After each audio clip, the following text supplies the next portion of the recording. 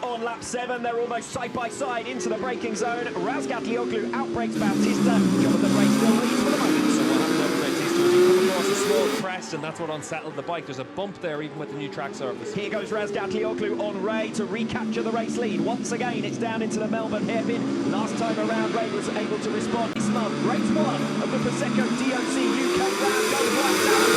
Bautista's start was already picked off Jonathan Ray by the time they get to turn 1. Alex Lowe's sending it down the inside, eventually has to back out of it. Toprak Razgatlıoğlu, big incident there. Toprak Razgatlıoğlu trying to get alongside Prix for third, and a couple of riders mixed up in that one as Bradley Redgate tumbled out in the very early stages. Ray trying to come back now at Bautista, side by side further back between Lowe's and Sykes. Tom Sykes making a decent getaway as they filter then through towards the end of sector 3, and still Bautista holding on ahead of Jonathan Ray. Tom Sykes making another lunge there at the tail of Alex Lowe's. Those two facing one another over P5. Bautista, Ray, Petrucci,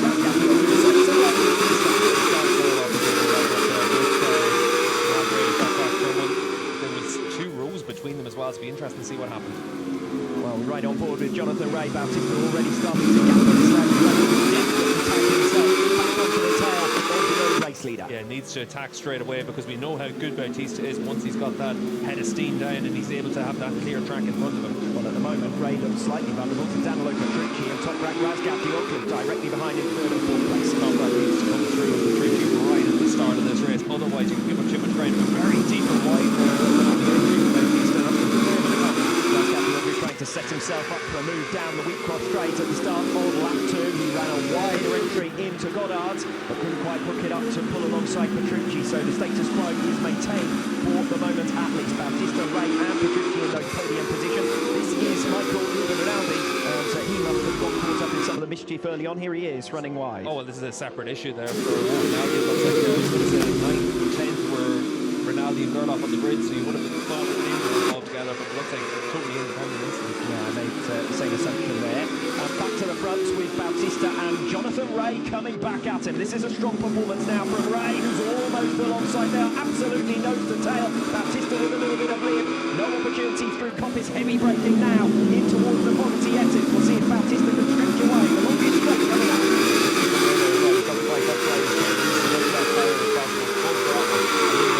Than Bautista, but still the Ducati can edge away. But a big moment on the entry into the foggy S's for Bautista. And Bautista's off the second, and Danilo Petrucci's followed right off the second as well. Razgatlıoğlu may come through here for 3rd position. He has done so. So Jonathan Ray has hit the front, and 2 Ducatis losing out, and now 2 riders getting past Danilo Petrucci. The cork is out of the bottle on Titanic Trio, or our lead trio here at Donington Park. Key thing for Jonathan Ray was the run through the Old Hairpin ultimately. Kawasaki's working well. That's where he needs to open up his gap now to try and give himself a chance to win this race. We know Bautista's great on tyre life, so at the end of the race, the Ducati's going to get stronger and stronger. Ray needs to get down and open up a gap at this stage. Alex Lowe successfully fending off Tom Sykes for big position, was eventually granted 4th place with Danilo Petrucci running off at the Fogarty S's. So Alex Lowe's on into 3rd position. Petrucci now into the clutches of Tom Sykes, but the lead trio has broken away. 7/10 of a second, the gap between 3rd and 4th. We're not seeing the start of this incident, and it was where on the entry to the corner Bautista got in a bit hot. You could see that the bike got unsettled, and he had no choice but to try and run through the foggy S's. But for Bautista, he's still there at 2nd spot. Toprak's closing up the top 3, because Toprak's the fastest rider on the track right now. The top 3 is closing.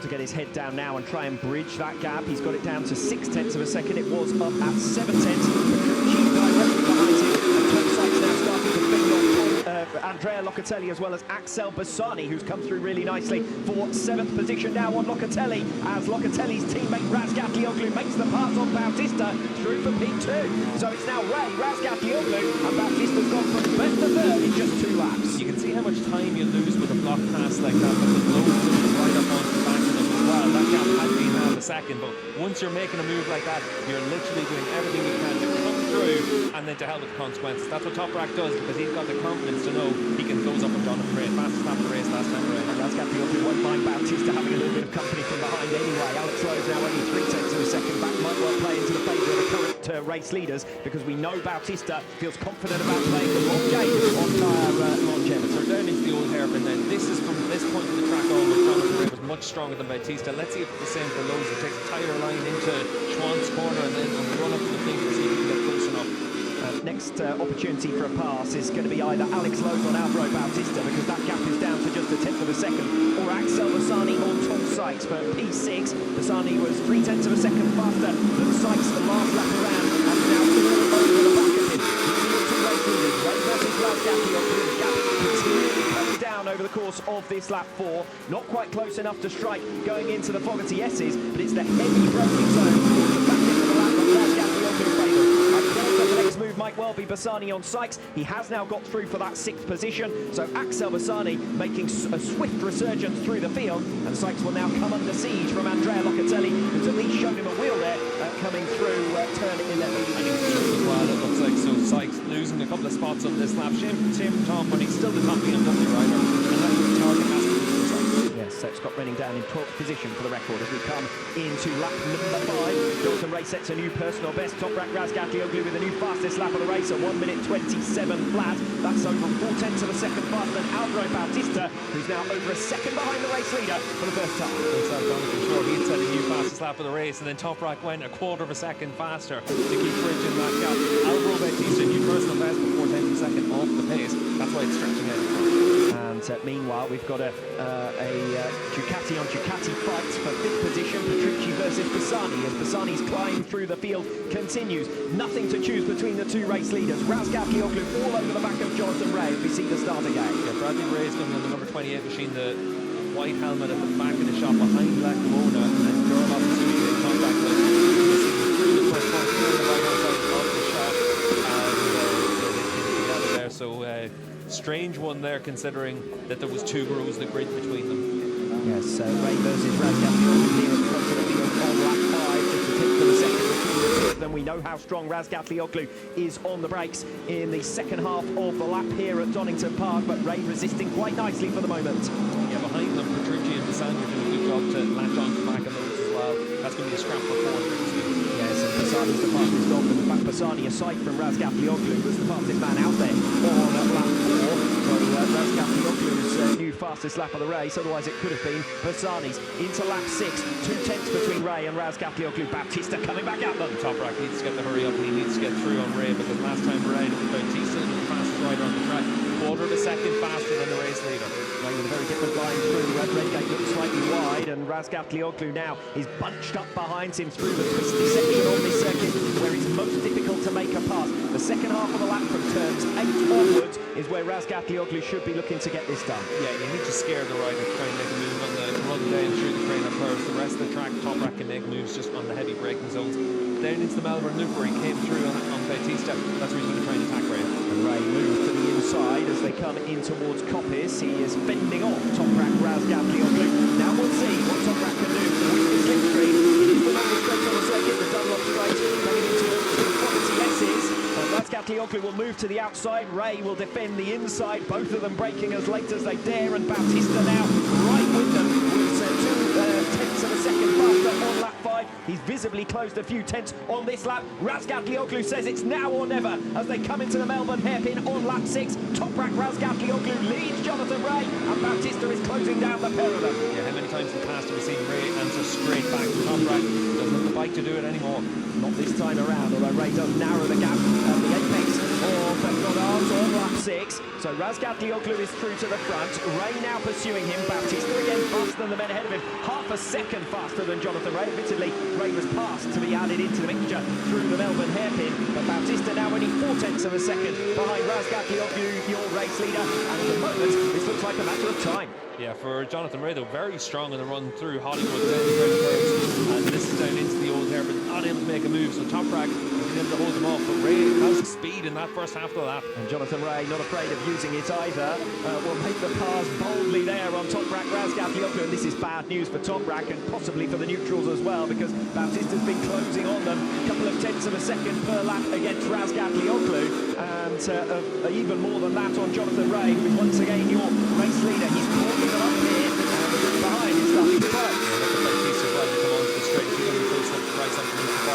Dunlop straight on lap 7. They're almost side by side into the braking zone. Razgatlıoğlu outbrakes Bautista. Jonathan Ray still leads for the moment. So what happened after Bautista was he come across a small crest, and that's what unsettled the bike. There's a bump there even with the new track surface. Here goes Razgatlıoğlu on Ray to recapture the race lead. Once again, it's down into the Melbourne hairpin. Last time around, Ray was able to respond on the next lap through the first couple of sectors. He's not going to make his move for the moment into Goddard. Alex Lowe starting to make up ground on the riders ahead of him. So Lowe now only half a second once again from the podium trio. Has got company from Petrucci, Bassani, Locatelli and Sykes. Egerter with a new personal best last time around is right in the mix as well. So 9 riders all more or less together. Let's see if Jonathan Ray has got the answer to Razgatlıoğlu, just as he did on lap number 7. Razgatlıoğlu, I think, might defend it a little harder this time around. Yeah, Toprak's vulnerable through here, but so is Bautista with Lowe's closing right up. And here goes Alex Lowe's, and very aggressive there on Andrea Bautista. A little bit too deep. Bautista comes back, and here goes Jonathan Ray on Toprak Razgatlıoğlu. The switch back from the Turkish rider. 3 world champions at the head of the field here, and it's Razgatlıoğlu who leads them. Ray, Bautista, Lowe's, Petrucci. Don't we love Donington Park? Yeah, you can see for Jonathan Ray, that's where he had to come through. For Lowe's, it was the opportunity to come through. He was trying to make it stick, but he ran in a bit too hot into the wall. But still, this lead group, we've now got 6 riders all really closely matched. As it stands right now, it's just which bike works in different areas of the track. 6 times race winner at Donington Park, Jonathan Ray. 5 times race winner at Donington Park, Toprak Razgatlıoğlu. Andrea Bautista, never a winner at this venue. He now splits the pair of them through for second position to leave Kawasaki's in positions 3 and 4. The last few laps, Lowe's been faster than Ray. We'll see if he needs to come through on his teammate to be able to try and get himself into that fight in front. Petrucci still with them in 5th position. Axel Bassani, his early charge has now cooled off somewhat. He's in 6th position. Locatelli, Sykes to his credit, still hanging on in there in 8th place. Egerter coming for him though. We saw that Bautista was vulnerable on the run down in towards turn 4 last time around from Alex Lowe's. We'll see if Ray can try and carry that same speed. He's been able to make the move on Toprak through that section of the track. He needs to do something similar now. Well, this looks like going down as one of the best races of this season so far. One big group, 2 seconds covering 7 riders. Bautista escaping away somewhat this time around from Jonathan Ray. Yeah, Ray just doesn't have the bike underneath him right now to be able to go with him. You can see how much that leading 2 have stretched out from 3rd position. Ray with a slide there as well, it looked like, as he pitched into that left-hander. As it is in the championship, it's a 2-horse race, as it is in race 1. Here at the Prosecco DOC UK round, it's a head-to-head between Razgatlıoğlu and Bautista. Now, Bautista's strongest area might well be coming off Coppice and down the Dunlop straight, but we know that into turn 9 on the TS's is Razgatlıoğlu's strongest area. Look how early Bautista gets alongside Toprak here on lap 9. He breezes through. Toprak can be as late as he wants on the brakes, and he's never going to be able to counter that. But it's down into the loop is where he does counter, and then the bottom of the hill is he can get beside Bautista. In towards the Melbourne hairpin then, where Jonathan Ray and Toprak Razgatlıoğlu have been scrapping it out. Toprak can't quite get there. Bautista working very hard to get it stopped on time. There might be an opportunity here into Goddard. Ray coming back at them. No, Bautista holds the race lead. This is where he had his crash, remember, a year ago, but no such error this time. And in fact, it's Ray nibbling back at Razgatlıoğlu at the end of lap 9. How many times in the last year have we seen Ray and Razgatlıoğlu cost each other the chance of being able to fight with Bautista by scrapping with each other? Is that going to be a case of repeating itself once again? And we know, we've heard all weekend long about how abrasive the track surface is going to be, how for Petrucci to make the pass. Locatelli has closed on Lowe's a lot faster than Petrucci has on Jonathan Ray. Yeah, and for Locatelli, you can see where the gap had been 1.5 seconds, and it goes right up, and now he's going to have that opportunity, maybe as early as the Old Hairpin. Yes, matter of time this for Andrea Locatelli. You fancy a much improved performance. Hasn't had the rub of the green. Last time out in Misano was disappointing, so he needs to fight back this weekend at Donington Park. It's been one of his worst circuits in past seasons for the number 55 Yamaha. A strong performance here. Defensive riding there from Alex Lowe's. He plays that bike where it needs to be placed, so it's difficult then for the rider to come through. We'll see if Locatelli's able to use the slipstream to try and attack down in towards the foggy houses. Andrea Locatelli versus Alex Lowe. Lowe was defending fifth position. Locatelli was closing on him at a rate of half a second a lap. And into the Fogarty S's with 2.5 laps to go. Locatelli gets that move made, and now surely will be able to escape away from Alex Lowe to take P5. A much improved performance for Locatelli here after his woes in Lozano last time out. Yeah, not a lot Lowe can do about a move like that. Same as what we saw from Petrucci as well. You're trying to make sure you're in a position to be as fast as you can through the Fogarty S's. When other riders have more grip than you, it's difficult to defend the position. Meanwhile, Tom Sykes looks like he's coming back here at Axel Bassani. Gap was half a second at the start of lap 21. It's just a couple of tenths of a second now, although Bassani stretching his legs coming off the final turn. 2 to go. So we've got a bit of a train here. Meanwhile, in that race between Jonathan Rea and Danilo Petrucci, every time Petrucci closes the gap to a couple of tenths, Rea opens it back out again to half a second. Yeah, you can see here as well, the two BMWs chasing down two independent Ducatis. For Tom Sykes, it'd be a really good scalp if he can come away with 7 and come through in Bassani. For Scott Redding, if he's able to just have a damage limitation run and come through on Philip Earth and come away with 9th position, at least it'll give him some good information for tomorrow. Scott Redding then up inside those top 10 positions, which has been far from easy for him of late. Last couple of rounds, really underwhelming for Scott Redding. Has found himself much further back than he would like to be. He's weaving around there on the tail of Philip Ertl. So it does look as though he's got the pace advantage. We switch back to Bautista. He's 3.7 seconds now clear, making up the huge margins and riding at ease is Alvaro Bautista here up at the front of the field. Razgatlıoğlu in second, Rea 3 seconds further back in third. Petrucci still half a second back, so it doesn't look like he's going to get through. Lowe's well clear of Bassani. Sykes fighting for that 7th position against Bassani, who is defending for the moment. And Scott Redding has now got through on Philip Ertl. That is for P9. Well, the gap between Lowe's and Bassani, it's still 8 tenths of a second. The saving grace for Lowe's could be that Bassani now has to think about defending from Tom Sykes. That's Igor Lecavona, and looks gets down at the Old Hairpin there for the Honda rider. He had been running up in 14th spot, so Rinaldi now elevating position on factory Ducati to pick up 2 points. Race is for third and for 7th on the final lap, but Alvaro Bautista is in a race of his own, still lapping in the 1:26 on the penultimate lap. Yeah, still within 4 tenths of a second to his fastest lap of the race. That's very impressive. Alvaro, considering the big talking point of being tyre wear here, Alvaro's been able to break the lap record and maintain that pace for most of the race. Big gaps between our 3 leaders, over 4 seconds now between Bautista and Razgatlıoğlu, 2.5 seconds back to Jonathan Rea. And Danilo Petrucci has given up on a podium finish. He's not going to be able to get there on the tail of Rea because the gap has opened up to over a second. So Rea once again masterfully holding on. Yeah, so the train riders then from Bassani, Sykes, Redding, Ertl and Tommy Aguilar. It looks like Philip Ertl's got a technical issue, and it's also going to be an issue that's taken the number 77 off there as well. We saw some smoke coming out, maybe some fluid on the track. Ducati haven't won at Donington Park since 2011. Alvaro Bautista has only managed 2 podiums from 9 starts here, but in his 10th start, it is a 3rd race victory at Donington Park for Alvaro Bautista. Memories of 20